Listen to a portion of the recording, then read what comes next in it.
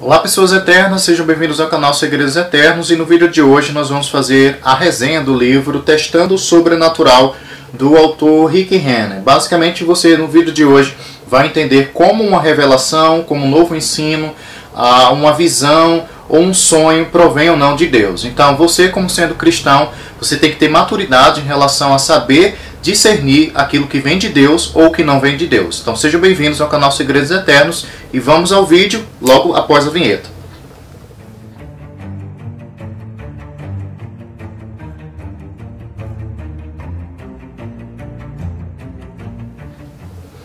Olá, sou Douglas Carvalho, bem-vindos ao canal Segredos Eternos, e no vídeo de hoje a gente vai entender biblicamente como é que você pode decidir se uma determinada pessoa que chega até você e fala que recebeu uma revelação de Deus, se essa revelação realmente é espiritual ou se é uma vontade da carne dela ou mesmo se é influenciado por demônios. Então veja, no vídeo de hoje você vai ter uma compreensão plena em decidir se uma revelação vem de Deus ou não. Antes de iniciarmos um vídeo, te peço uma única coisa: se inscreve no canal, ativa o sininho para receber mais notificações em relação ao conteúdo do canal, e além disso, dá o teu like, porque assim o YouTube recomenda esse material para mais pessoas serem alcançadas e fortalecidas no Senhor. Vamos ao vídeo. Então, Testando o Sobrenatural basicamente é um livro que vai tratar diretamente sobre como você pode decidir se uma revelação vem de Deus ou não. Então o autor Rick Renner, basicamente ele dividiu o livro em 5 capítulos, que faz com que você tenha uma compreensão plena em relação a esse assunto. O primeiro capítulo é intitulado Um Precedente Bíblico para Testar as Manifestações Espirituais. Então tem muitos cristãos, ele inicia falando aqui no capítulo, que ficam um pouco acanhados em relação a perguntar a Deus se é necessário fazer esses tipos de testes.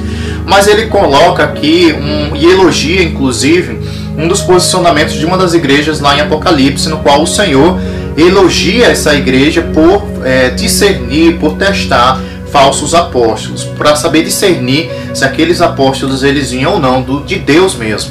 Então veja, como cristão você tem sim a liberdade de biblicamente fazer uma peneirada sobre aqueles ministros do Evangelho que vem chamar ou que vem dar uma boa notícia para você. E a gente vê nesse contexto de últimos dias que muitas pessoas têm se intitulado ministros do Evangelho, têm entrado infiltrados nas igrejas, inclusive querendo enganar até os eleitos, né, aqueles que foram escolhidos pelo Senhor. E o autor faz a seguinte citação lá de Apocalipse 2:13, que Jesus disse à igreja em Éfeso: Conheço as tuas obras, tanto o teu labor quanto a tua perseverança, e que não podes suportar homens maus, e que puseste à prova os que a si mesmos se declaram apóstolos e não são, e o achaste mentirosos, e tens perseverança e suportaste provas por causa do meu nome, e não te deixaste esmorecer. Então veja, aqui o Senhor ele elogia a igreja em Éfeso, da igreja em Éfeso, lá em Apocalipse, ao afirmar em visão, né, para João, que olha, você fez bem testar esses falsos apóstolos, né? Em outras palavras, Deus estava elogiando a igreja porque ela estava madura espiritualmente para discernir quais eram aqueles que provinham dele e quais eram aqueles que eram falsos, mentirosos. E em relação aos falsos, o autor ele fala, né, ele destrincha muito o grego e também o hebraico, né, ele é bem forte nessas áreas, mas ele fala que em relação aos falsos apóstolos, eles são comparados àqueles pescadores habilidosos, né, que lançam um anzol, e esse anzol meio que camuflado fisga um determinado peixe para si. Então os falsos apóstolos eles se infiltravam na igreja primitiva em pontos geográficos estratégicos, de modo que uma vez que o nome dele fosse levantado, ele ganhava proeminência e, portanto, para tirar isso dele era muito difícil. Então, Jesus aqui, ele afirma nesse livro, né, que Jesus aqui ele elogia aquela igreja porque, diferente das outras, essa igreja fez sim testes específicos para discernir aquilo que provinha de Deus e aquilo que não provinha de Deus. E sabe, queridos, enquanto eu li esse livro, eu comecei a refletir que, como base nos últimos dias em que nós estamos vivendo, é fundamental que você saiba discernir aquilo que vem de Deus ou não.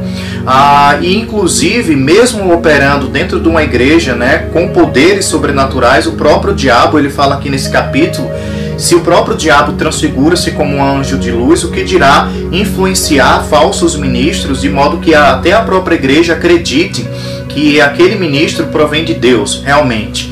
Mas aqui nesse livro ele dá a receita básica de você testar e verificar se um determinado ministro do Evangelho provém de Deus ou não, e esse é o objetivo do vídeo de hoje. Esse é um livro muito detalhado, não tem como eu destrinchar tudo, porque a profundidade dele é muito alta, mas o essencial, a nata do conteúdo do livro, eu estou aqui transmitindo para vocês. Uma outra parte interessante nessa parte introdutória do livro é quando o autor fala sobre a expressão puseste à prova, né, que Jesus fala, puseste à prova os falsos apóstolos. E ele fala aqui basicamente nessa primeira parte que essa expressão puseste à prova é a mesma coisa de aquecer um metal e de modo que a longo prazo as impurezas daquele metal eles vinham para a superfície. Então quanto mais você coloca a pressão espiritual crivando ministros com a palavra de Deus, você a longo prazo vai ver que determinadas impurezas podem aparecer ou não através da fala, de comportamentos ou coisas parecidas. Então colocar à prova assim ministros do Evangelho hoje é algo bíblico. E o autor esclarece que você não deve se condenar por isso, pelo contrário, você deve estar atento, discernir espiritualmente. Eu vejo que é um livro principalmente para lideranças, né, pessoas que estão encabeçando ministérios, de modo que você possa discernir quem realmente é de Deus e quem realmente não é de Deus para ministrar uma palavra de Deus no púlpito. Então, veja, é um livro que vai ser uma bússola muito importante para você decidir quem é de Deus e quem não é de Deus. E ele fala basicamente, né, novamente destrinchando lá do grego, a expressão nessa parte de Apocalipse, achaste mentirosos. No original quer dizer alguém que está altamente envolvido em pesquisas para saber se aquilo que se está afirmando sendo verdadeiro corresponde à realidade.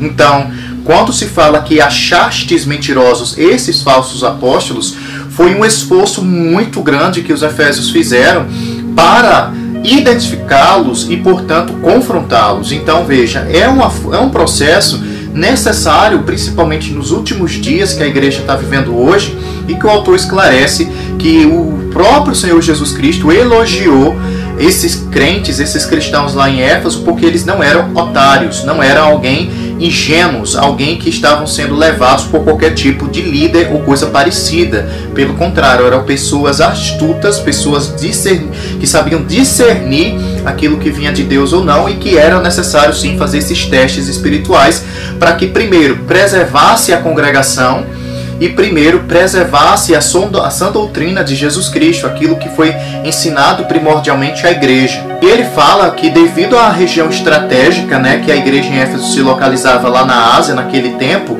difundir uma falsa doutrina era algo muito mais fácil, por causa do acesso a outras regiões. Então, uma vez que um ensino, por exemplo, fosse disturbado, isso daí seria bem mais espalhado, rapidamente espalhado. Então, era uma precaução muito forte que deveria ser estabelecida no sentido de que isso não acontecesse. E também ele esclarece que esses falsos apóstolos, eles só queriam, basicamente, né, ganhar lucro em prol da igreja. Muitas vezes fazendo coisas até incríveis, espiritualmente falando, mas que não provinham de Deus. Então, veja, existe sim esse tipo de gente e você tem que saber quais são os procedimentos de testar se isso realmente vem de Deus ou não.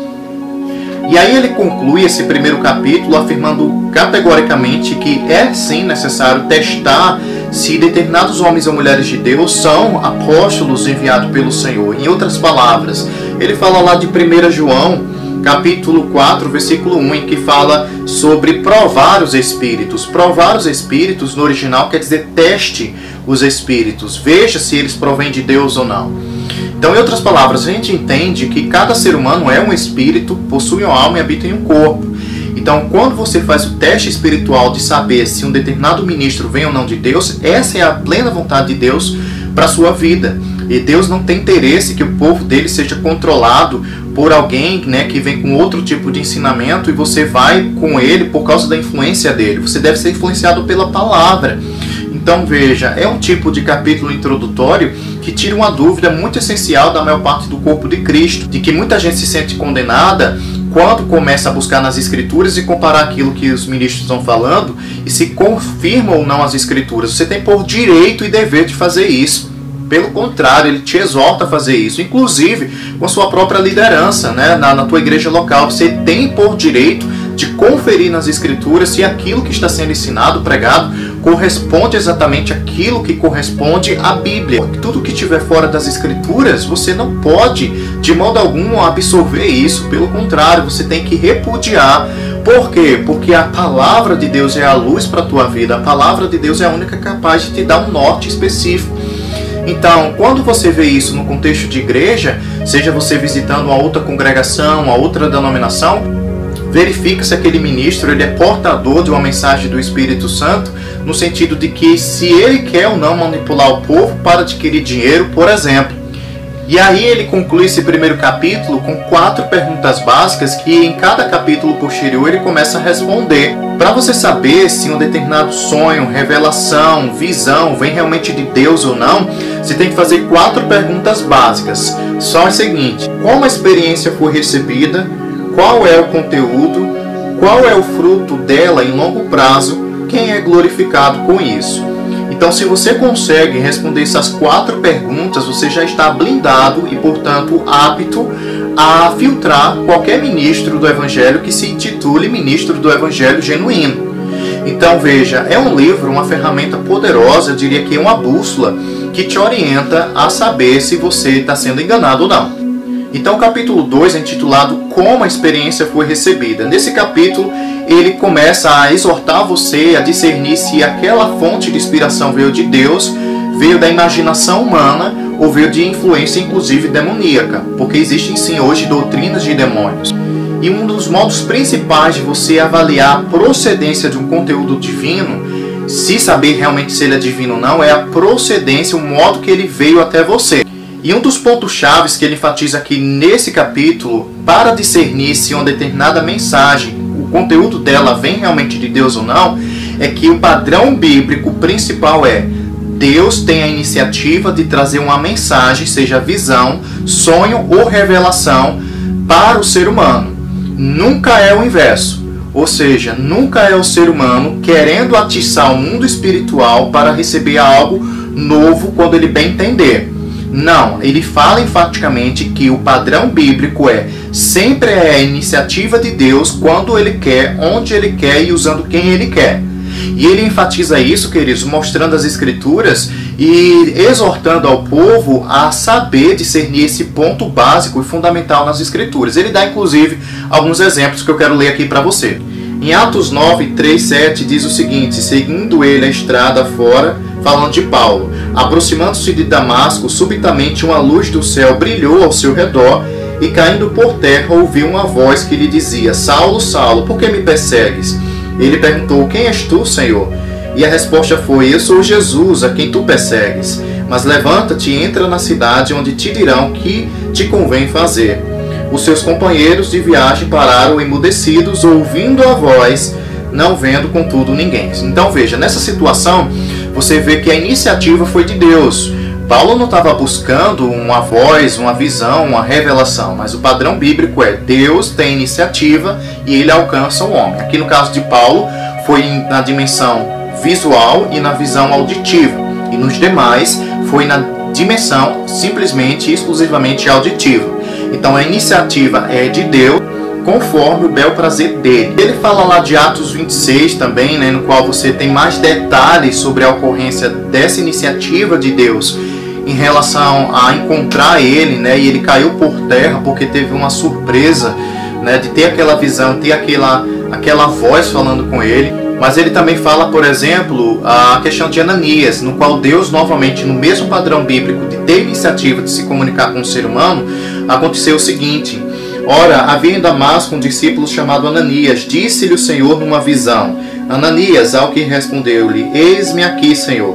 Então o Senhor lhe ordenou: dispõe-te e vai à rua que se chama Direita, e na casa de Judas procura por Saulo, apelidado de Tarso, pois ele está orando, e viu entrar um homem chamado Ananias, impondo-lhes as mãos para que recuperasse a vista. Então veja, novamente, o mesmo padrão bíblico de iniciativa de revelação divina ser de Deus para o homem. Esse é o padrão que ele ensina aqui no livro e que você tem que também aplicar à sua vida pessoal. Então não procure experiências sobrenaturais com visão, ouvir o reino do Espírito ou ter uma revelação nova das Escrituras. Pelo contrário, deixe que a iniciativa sempre parta de Deus em relação a você. E uma das formas de você identificar falsos ministros é dizer, basicamente, quando você percebe que um ministro diz, por exemplo, que provocou o reino espiritual, buscou a nova revelação no reino espiritual, orou muito para ter uma visão e obteve essa visão. Então é algo muito perigoso isso, porque todas as vezes na questão bíblica que isso aconteceu, foi de forma espontânea e de iniciativa de Deus para com o homem. Aqui novamente ele dá o exemplo de Cornélio, lá em Atos dos Apóstolos também, no qual Cornélio, sendo alguém que ainda não tinha nascido de novo, era um gentio, portanto, ele recebeu uma visitação de um anjo, no qual afirmava, né, que era necessário que todos a casa dele fossem alcançados. Então veja novamente a situação da iniciativa de Deus provocar uma situação sobrenatural, no qual Cornélio não tinha procurado essa situação, principalmente porque a Bíblia simplesmente relata que era um homem piedoso e que simplesmente dava esmolas. Que o contexto aqui foi que justamente ele teve a visão de um anjo que foi enviado da parte de Deus para comunicar algo ao coração dele. Então ele fala também aqui nesse capítulo de práticas proibidas de se buscar o sobrenatural. Por exemplo, o próprio ocultismo, o misticismo, a bruxaria. Todas essas formas de contato com o mundo espiritual são antibíblicas, porque é justamente o inverso do que ele ensinou inicialmente. Nessas práticas, você basicamente tem a iniciativa de provocar o mundo sobrenatural e você pode sim dar brechas para espíritos demoníacos entrarem na sua ação e influenciarem você com poder mesmo e começar a enganar outras pessoas. Então veja, o padrão bíblico é Deus para com o homem, mas quando o homem incentiva o mundo espiritual, ele atiça o mundo espiritual por iniciativa própria, ele está dando abertura para entrar em pecado, está dando abertura para ser influenciado por espíritos demoníacos. Ele cita Deuteronômio 18, 9 e 14, que diz assim: não se achará entre ti quem faça passar pelo fogo o seu filho, a sua filha, nem adivinhador, nem prognosticador, nem argureiro, nem feiticeiro, nem encantador, nem necromante, nem mágico, nem quem consulte os mortos. Então veja, aqui a gente vê que Deus, desde a antiga aliança, ele proibia determinantemente o contato com o mundo sobrenatural a partir da iniciativa humana, porque ele sabia que quando o homem fizesse isso, ele iria se envolver com coisas que não glorificam o nome dele, com coisas que basicamente não têm a influência do Espírito Santo naquela situação. Então é determinante proibido o contato do ser humano com o mundo espiritual por iniciativa própria, no sentido de querer ter visão, sonho ou a nova revelação sobre algum conhecimento novo das Escrituras Sagradas, no sentido de doutrina, de novo ensinamento. Então, nesse segundo capítulo, ele enfatiza basicamente sobre como a experiência chega até você. Então, isso pesa muito. Então, saber como chegou, portanto, é um dos parâmetros que você deve utilizar para saber se uma mensagem, se uma nova revelação, sonho, visão, vem de Deus ou não. Já o terceiro capítulo fala sobre qual o conteúdo da experiência. E uma das coisas essenciais desse capítulo, você filtrar se uma nova visão, revelação ou coisa parecida a um sonho vem de Deus ou não, é filtrar isso pela palavra. Você tem que saber o conteúdo daquilo que a pessoa está falando para você. Se o conteúdo de uma visão, de um sonho, de uma nova revelação das Escrituras bate com as Escrituras, aceite. Mas se um sonho, visão, revelação não condizem com o que a Bíblia diz, descarte. Basicamente é isso. E não tem conversa em relação a isso. Eu tive um sonho de uma serpente, ela enrolava no pescoço de alguém e ela estrangulava e o sonho acabou aí. Qual é a base bíblica de você ter esse tipo de sonho? E se esse sonho ele traz uma informação clara e precisa do que Deus quer de você? Caso esse tipo de sonho, por exemplo, não seja claro, você já tem um discernimento que aquilo não veio de Deus e você simplesmente pode descartar. Por outro lado, se você tem, por exemplo, um sonho no qual você viu um pedaço de madeira e uma serpente enrolou esse pedaço de madeira e esse pedaço de madeira foi levantado em uma região árida. E de repente todas as pessoas que estavam ao redor e olhavam para aquele pedaço de madeira eram curadas. Com base nesse sonho, aí sim, você pode dizer que Deus deseja curar o seu povo E você tem a base bíblica da Antiga Aliança, quando Moisés levantou uma serpente no deserto, uma serpente de bronze, e aí o povo que olhava para a serpente era curado, por exemplo. Então, com base nesse tipo de sonho, aí sim você pode dizer, poxa, realmente veio de Deus e vale a pena compartilhar isso com outras pessoas, porque é uma boa notícia. A notícia de que Deus curou o povo dele e deseja continuamente curar o povo dele. Então, com base nesse capítulo, você já pode ter uma bússola espiritual de saber discernir aquilo que vem de Deus ou não. Então, e ele dá uma advertência muito forte em relação a novas revelações. Ele pronuncia, ele anuncia aquela passagem do princípio do qual Eva acrescentou uma informação, aquilo que Deus não tinha dito. Ela disse assim, quando a serpente foi tentar Eva, vocês podem observar que a serpente falou basicamente o seguinte, o que foi que Deus diz em relação a isso? E Eva diz, olha, a gente não pode comer nem tocar do fruto. Então ela acrescentou à informação de Deus algo a mais, uma revelação adicional. E a serpente, muito astuta, pegou o proveito disso e fez da palavra de Deus algo não digna de confiança. Ela disse, olha, é mentira, basicamente isso que Deus disse. Você, se comer do fruto da árvore da vida, você será como Deus, você não vai morrer não, você vai ser como Deus. Então o diabo, desde o princípio, ele trabalha dessa forma, queridos. E ele esclarece aqui, nesse livro, que essa base de querer acrescentar algo à palavra de Deus é uma coisa muito perigosa e que dá legalidade para que espíritos possam atuar na sua vida pessoal e na vida da sua congregação, na vida da sua família, na vida do seu trabalho. Então acrescentar algo às escrituras é dar legalidade ao diabo para que ele possa atuar na sua vida espiritual também.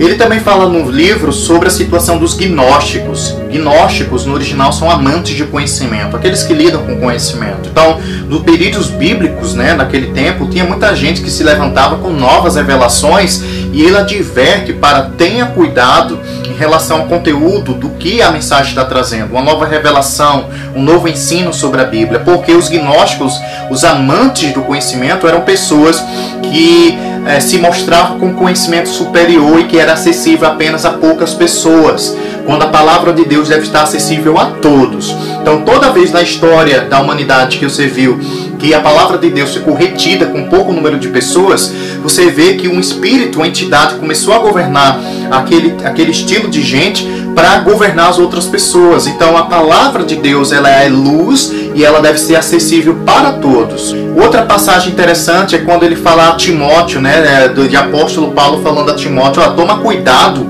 com aqueles que estão deturpando a mensagem original. Em outras palavras, aqueles que estão falando de fábulas, ele compara o ensino errado com fábulas, com fantasia, com coisas da mente das pessoas, que não tem nenhum fim proveitoso, a não ser discussões incansáveis e intermináveis. Então, se um conteúdo da palavra de Deus é oferecido por alguém e só gera discussões intermináveis, o autor afirma que o próprio apóstolo Paulo chamou isso de fábulas, fantasias, ou seja, algo que não se fundamenta na verdade e que não consolida ninguém na verdade, algo sólido, algo que pode contribuir com a vida espiritual de alguém e trazer resultados extraordinários sobre a vida de uma pessoa. É por isso que a questão do conteúdo, para você avaliar e discernir se vem de Deus ou não, é algo muito sério. E o autor também esclarece que quando vem uma visão, uma revelação, um sonho divino mesmo, essas revelações sobrenaturais vão trazer benefícios específicos ao corpo de Cristo. Ele cita lá 1 Timóteo capítulo 1, versículo 3 a 4, que diz assim: nem se dê a fábulas ou genealogias intermináveis, que mais produzem questões do que edificação de Deus. Ora, o fim do mandamento é o amor de um coração puro. Então, logo o versículo logo em seguida, ele vai afirmar o que é que vai trazer um ensinamento puro, genuíno da palavra de Deus e, portanto, inspirado pelo Espírito Santo. O que vai produzir basicamente é um amor de um coração puro e de uma boa consciência e de uma fé não fingida. Então esses 4 elementos têm que estar presentes, produzindo isso nas pessoas. Por outro lado, ele afirma o contrário. Quando a revelação não vem de Deus, vai produzir o seguinte: simplesmente vãs repetições sobre coisas, doutrinas que não levam a proveito algum e que você não vai transformar sua vida pessoal em absolutamente nada. Ou seja, você vai ser alguém que está sempre buscando conhecimento, como os gnósticos faziam, mas que não trazia nenhum resultado sólido, consolidado para edificar a vida espiritual. E ele encerra esse capítulo afirmando novamente, né, que tudo aquilo que Deus falou no passado, ele reafirma na palavra dele. Ele fala, por exemplo, que quando o anjo apareceu a Maria, ele cita as Escrituras. Quando o anjo apareceu a José, ele novamente reafirmou as Escrituras. Quando o anjo apareceu aos pastores, anunciando onde o Messias iria nascer, novamente o anjo reanuncia o Antigo Testamento, né? Se fundamenta nas Escrituras. Então veja, é necessário que você entenda que anjo aparecendo a você falando da parte de Deus, ele tem que falar as Escrituras. Então, alguém, algo, uma visão sobrenatural, qualquer outra coisa, se contradiz as Escrituras, cai fora. Isso daí ou vem de imaginação humana ou vem de inspiração demoníaca. E no quarto capítulo ele fala qual é o fruto dessa experiência a longo prazo. Então, o resultado da experiência sobrenatural que você está afirmando que você teve, ou que algum ministro do Evangelho teve e afirmou isso, né? O que é que promoveu a longo prazo essa nova revelação na comunidade cristã ou na sua vida pessoal? Então veja, você tem que saber discernir o fruto, porque o fruto indica de onde veio a origem. Ele cita, por exemplo, Tiago 3,13, que diz: quem entre vós é sábio e inteligente, mostre em mansidão de sabedoria, mediante condigno proceder as suas obras. Então observe, existe uma sabedoria, e ele, como aqui ele é do grego, né, ele é estudioso do grego, ele resgata a palavra sabedoria como sendo sophos no grego, que quer dizer a sabedoria que não é obtida naturalmente.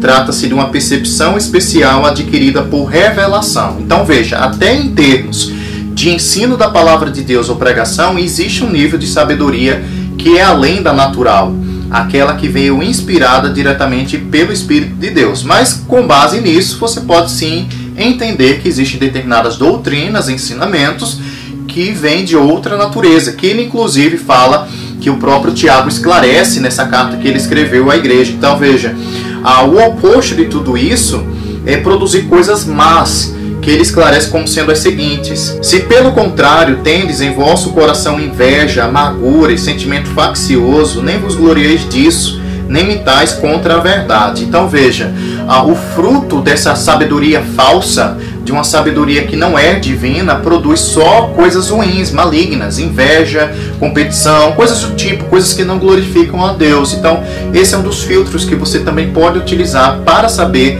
se uma mensagem de uma nova revelação aí veio ou não de Deus. E ele conclui enfaticamente, né, que uma revelação que só defende as próprias ideias, né, que é um invejoso, ele faz isso, ou que só produz atitude amarga, né, mortais, maligna, essa questão da amargura que ele fala aqui é condizente no original grego como um pedaço de carne em putrefação e com vários vermes já removendo aquela carne. Então algo que fede, algo nojento mesmo.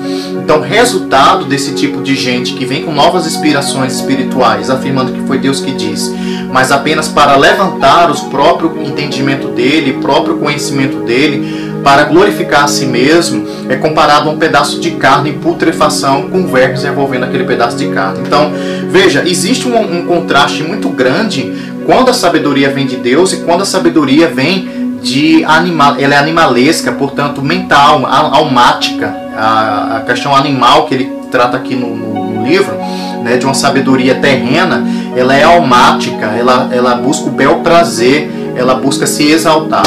Então existe um contraste muito grande entre um tipo de sabedoria e a sabedoria, portanto, celestial, e a sabedoria terrena. E você tem que saber discernir quando isso ocorre, e com base nos frutos que aquilo está gerando, você já começa a identificar de onde proveio aquele tipo de sabedoria para um determinado ensino, ou para receber uma revelação do alto em termos de visão, de sonho. Aquilo promoveu o corpo de Cristo ou aquilo destruiu o corpo de Cristo? Ele fala dos frutos a longo prazo. Não posso destrinchar tudo do material, você precisa adquirir o livro. É um livro fantástico, muito profundo, a tal ponto que eu não consigo até mesmo acompanhar o nível de detalhes que ele traz no sentido de transmitir numa mensagem curta em vídeo para vocês. Por isso eu recomendo demais esse livro, vocês adquirirem. Mas uma parte que ele chamou também a minha atenção é quando ele fala do fruto a longo prazo, né, da verdadeira sabedoria do alto, né, da verdadeira sabedoria que veio de Deus, né, por meio de revelação, que dá origem a um novo ensino, dá origem a uma nova exortação na igreja. o fruto desse tipo de sabedoria produz o seguinte: a sabedoria, porém, lá do alto é primeiramente pura, e ele vai falando cada palavrinha dessa no original e o que significa, né? Depois, pacífica, indulgente, tratável, plena de misericórdia e de bons frutos, imparcial, sem fingimento. Ora, é em paz que se semeia o fruto da justiça para os que promovem a paz. E depois dele extrair o texto, né, de cada uma dessas palavrinhas, de tudo de bom que a verdadeira sabedoria traz, ele mostra o texto expandido de como fica. Olha só, a sabedoria que vem de uma fonte celestial, ou do céu, é, antes de mais nada, reconhecível por causa do seu comportamento impecável. Ela vem com um senso dominante de paz e é caracterizada por um comportamento tranquilo, gentil, moderado, calmo ou manso, que conforta, acalma, tranquiliza e traz cura aos outros. A verdadeira sabedoria celestial convive facilmente com os outros e nunca exige que as coisas sejam feitas do seu jeito, com um comportamento desagradável e não razoável. Ela é cheia de tanta compaixão que encontra um jeito de ser útil de todas as formas possíveis. Essa sabedoria não pratica o favoritismo, ela é autêntica e genuína. Então ele conclui esse capítulo, né, falando do fruto verdadeiro.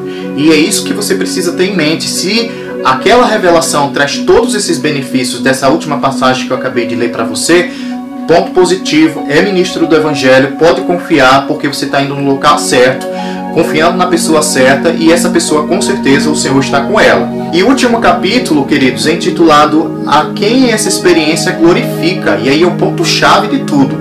Basicamente, se você tem alguém falando de uma experiência sobrenatural e ela diz, olha, eu tive uma revelação e no final das contas glorifica a Jesus, ponto positivo para essa pessoa. Se glorifica ao Senhor Jesus Cristo, aquele novo tipo de conhecimento, de sonho, de visão, ponto positivo para a pessoa, porque ela é realmente ministra do Evangelho de Jesus, porque ela está de acordo com a palavra. Ele fala aqui, quando Jesus falou, né, olha, eu vou deixar o outro Consolador, e ele, em outras palavras, me glorificará.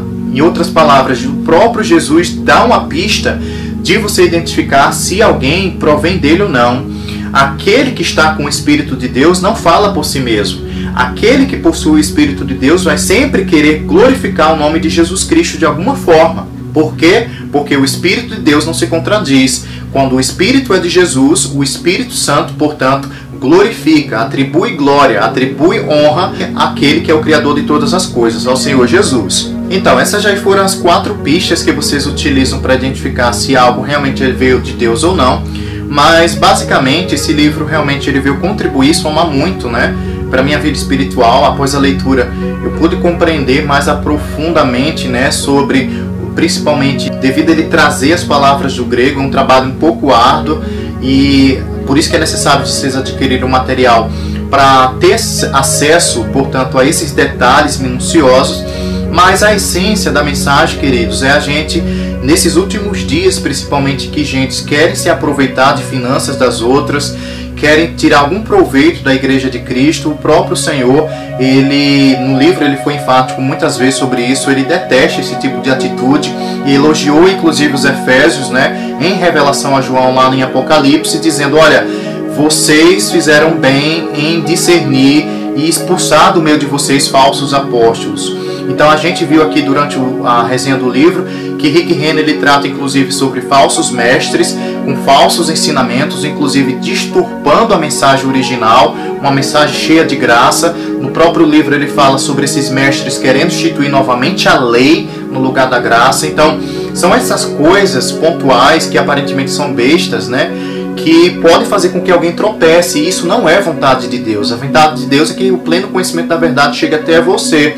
Então, quando eu fui beneficiado com esse livro, muito mesmo, e eu acredito que esse tipo de conhecimento, quando chega pra gente, é Deus nos preparando para saber discernirmos em um tempo proveitoso uma situação prática de que isso pode acontecer na sua vida ou na minha vida. A gente vê hoje no Brasil mesmo, queridos, muitas congregações, muitos ministérios enganando as pessoas em prol apenas de bens materiais. Mas os últimos dias eles também são enfatizados pelo poder do Espírito Santo em termos de discernimento, de encher o povo dele de sabedoria para saber escolher, saber discernir aquilo que vem de Deus ou não. Então, espero que vocês tenham sido abençoados com esse vídeo. Foi um pouco mais extenso, porque é mérito realmente fazer um vídeo mais extenso quando o conteúdo se trata desse nível, inclusive de um autor tão renomado como Rick Renner, mas eu acredito que tanto eu quanto você foi abençoado a partir da resenha desse livro, e aconselho muito, adquire ele, coloca ele como cabeceira, né, na tua biblioteca pessoal, para que você possa consultar, instruir, inclusive emprestar para outras pessoas quando o Espírito assim guiar vocês. Então, eu quero que vocês saibam que vocês são mais que um número, vocês são o melhor de Deus, e a gente se encontra no próximo vídeo. Shalom!